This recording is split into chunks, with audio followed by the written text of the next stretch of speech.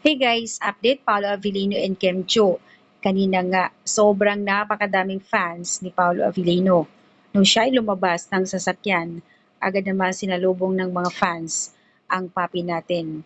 Samantala sa isang video, makikita kung saan andoon din yung isang guy na nagsasabing kasama si Kim Chiu. Pero ang totoo guys, wala si Kimi, hindi kasama si Kim Chiu.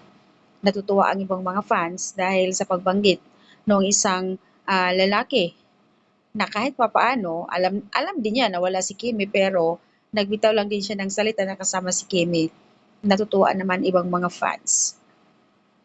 Anong sabi ni Paulo? Anong sagot ni Paulo doon? Parang nag-sign lang siya ng X sa kanyang kamay na wala si Kimi. Si Kimi kanina ay sa kanyang IG story, nakaduyan siya. Something nag-relax muna ang ating Chinita Princess. Sunod-sunod ang kanyang it's showtime. So kanina, pahinga muna, wala muna siya sa ASAP. Pero sa kanyang MyD na nasa duyan, nag-relax muna siya. Ayan guys ang update. So wala si Kimi, hindi kasama doon sa Sinulog Festival. Ayaw niya ng sugala, siguro ganun din ngayon si Kim, kaya di siya pumunta. Ayaw na niya mag-promote ng sugal. Sabihin ko plus lang naman si Kimi nag-promote eh. So, ayan ang update guys. Ayan, pinost na ng ibang mga netizens ang IG story ni Kim. Pero I think itong kuha ni Kim Chiu, si Paulo Pata ang nagkuha nitong video na ito eh. Nasa Tagaytay, itong lugar na to. Nirepost lang ata ni Kim. Naglapag na naman ang ating mami. Iba din talaga ang photographer, di ba? So, tama nga, guys. Itong video na ito na ipinost ni Kimi sa kanyang IG story, nasa rest house si Kim Chiu nito, nasa Tagaytay, kung saan na pabalita nakasama si Pau nandoon dahil nakita ang kanyang sasakyan.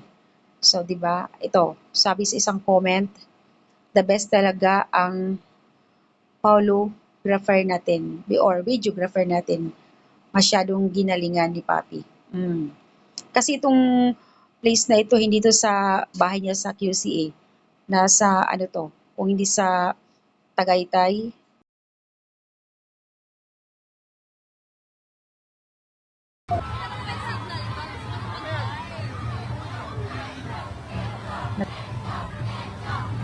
Narinig niyo yun guys? Yung mga fans, Kimcho ng Kimcho. Pero yung reaction ni Paolo Avellino, di ba? Ang cute. Napakagaling niya. Siyempre, ang dami kinilig doon. Kilig, nakakaiyak syempre.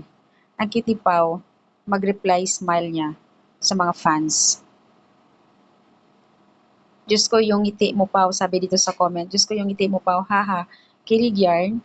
Siyempre, hinahanap talaga ng mga netizens ang Kimi dahil nasanay nga naman sila na sa tuwing may event or may pupuntahan, lagi magkasama ang dalawa.